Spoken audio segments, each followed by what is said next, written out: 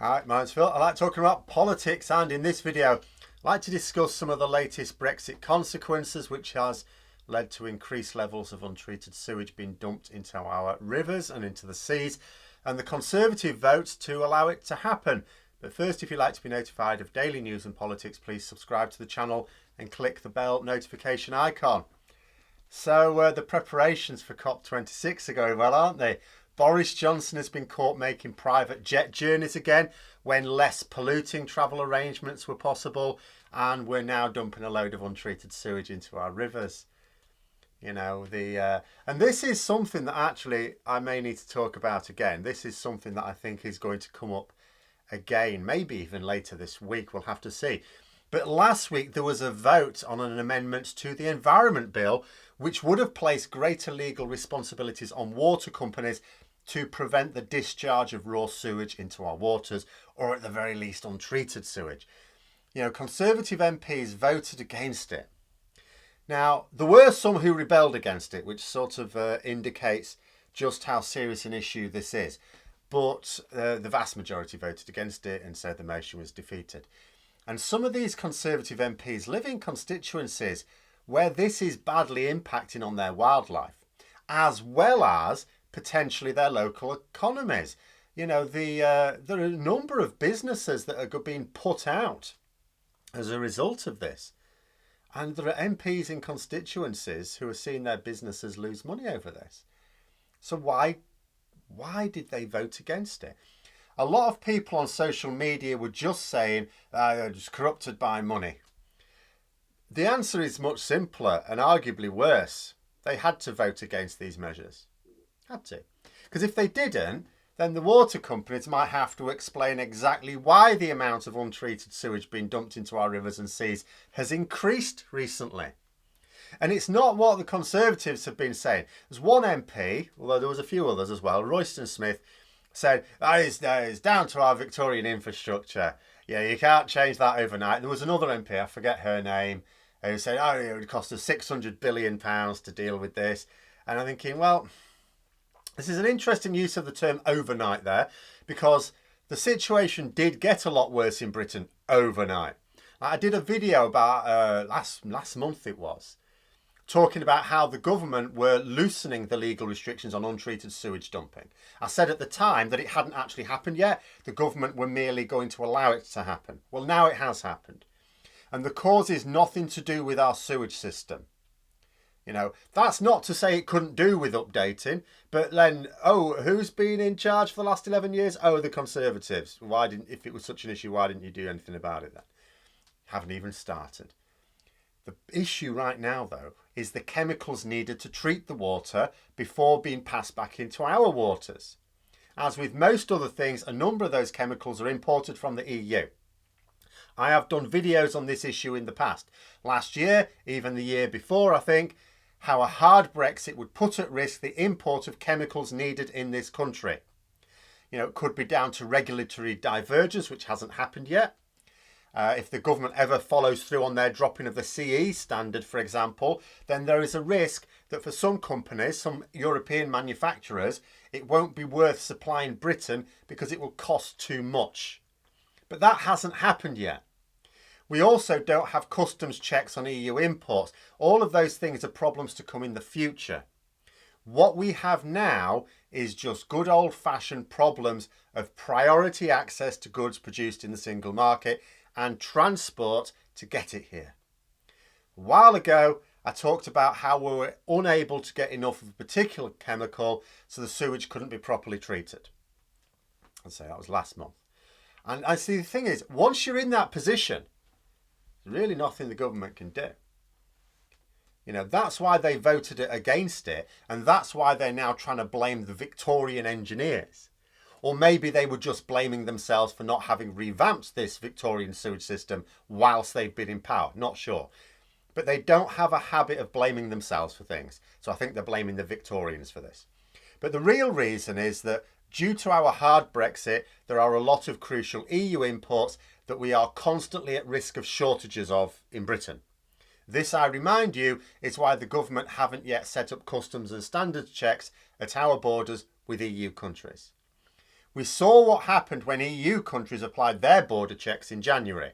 It slowed down our exports to a crawl. There's more coming next year as well. Video on that later this week. We are now severely limited in how much we can trade because we don't have the facilities to get our usual level of exports actually exported. The level of traffic we used to have is not possible now. You know, we've placed bottlenecks all around the country. The situation would be made much worse if we controlled our own borders as well, because that would also slow down our exports even more, because traffic slowing down in one direction also hits it in the other. But it would massively slow down the rate of import, and those imports are too important to us. Food, medicines, chemicals, raw materials for manufacturing, all things that we are already not getting enough of.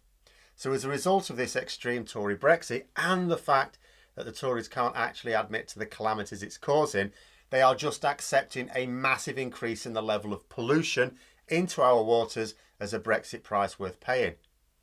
Every disaster is now a price worth paying for these people because they're in too deep. That's all there is to it. They are in too deep. When Boris Johnson purged the party of all candidates that were not wholly in favour of his Brexit, when he forced all Conservative candidates to nail their colours to the mast of his extreme Tory Brexit, they were forced into a position where they simply couldn't climb down. They've all prioritised their political careers over the country. You know, it's people as well, our way of life, everything.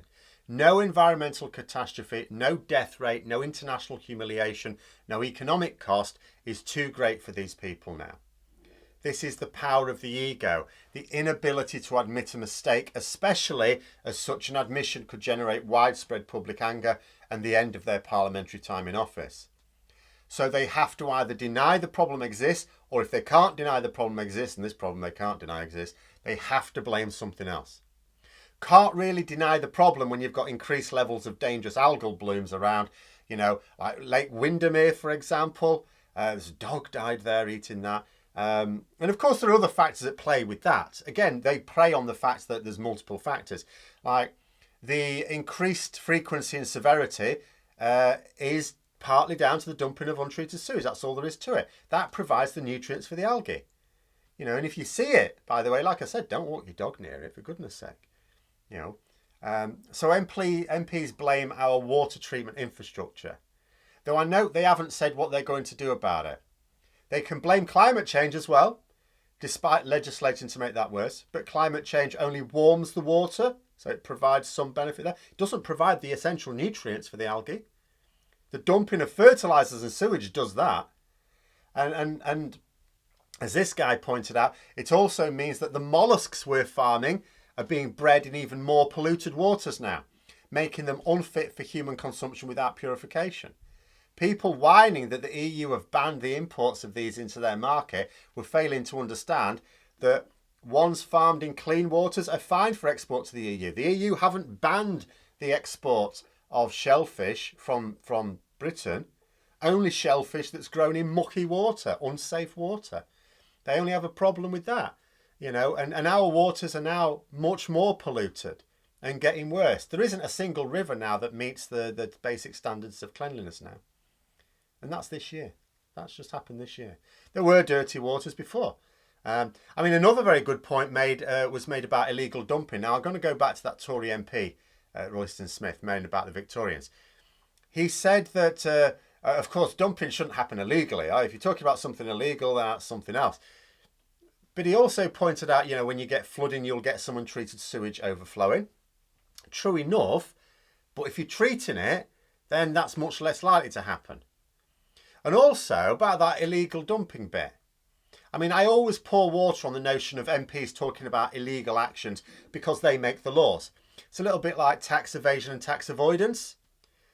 Tax evasion is illegal. That's you just not paying your taxes when you should. Tax avoidance is fine because it's perfectly legal. But it still involves not paying your fair share of taxes, just in a legal way. And who decides what is legal and what is illegal? MPs. You don't get to say that something is legal as an MP and therefore fine because they decide what the law is. They are supposed to consider what is good and what is bad. If it's good, it should be encouraged, sometimes with financial inducements if necessary. If it's bad, they are supposed to stop it with legislation. You calibrate the law to prevent what is bad, not dismiss the problem as, well, it's legal, so nothing to do about it. I could dismiss that because I can't decide the law. They can. But even when it is illegal, what happens then? The water company gets fined and that's it.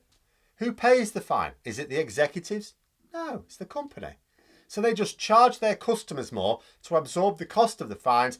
And in a stroke, what you've done is you've turned those fines into a business expense. And that's what's going to happen now. You know, the government can't admit to Brexit consequences, so we'll always have to look to find someone else or something else to blame. Business owners, doctors, teachers, the young, the Victorians. Anything but accept responsibility for their own actions. And when you do not face up to the real cause of a problem, you don't solve the problem. So this problem will just get worse now. Finally, it's also worth noting that the Conservatives have now voted to do what was illegal under EU standards. This vote last week was a vote to drop our standards below those of the EU. For anyone who still harbours hopes that Boris Johnson meant it about raising standards, it was always rubbish anyway. When it came to standards as an EU member, they weren't all set at the same level. You had a floor, you weren't allowed to go below it. You were allowed to go above it. Lots of countries go above it. We used to go above it for some things. It provided a floor below which you weren't allowed to go, not a ceiling above which you couldn't. You know, so what that means is no river is now sufficiently clean in this country. Lots of beaches have been closed off due to the effluence. Brexit Britain, everyone. But those are my thoughts. Let me know yours in the comments below. I hope you found the video interesting. If you did, don't forget to click the like button. If you'd like to support the channel further, please also click the Patreon link for details. And until next time, I'll see you later.